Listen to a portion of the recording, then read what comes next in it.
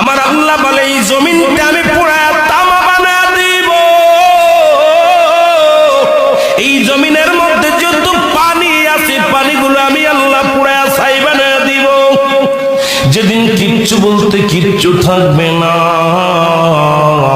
সেদিন থাকবে শুধু আমার আল্লাহ। আজকে কার জন্য সুদ খাও, কার জন্য ঘুষ খাও, কার জন্য ব্যভিচার করো, কার জন্য অন্যায় করো রে মন, কার জন্য তোমরা এত বাদই করো। আরে আজকে একটা কথা বলতে গেলে কষ্ট হয়। এই জমিনটা আল্লাহ পুরায়া তামা বানায়া দিবে। এই জমিনের মাটিগুলো পুড়ে হবে তামা।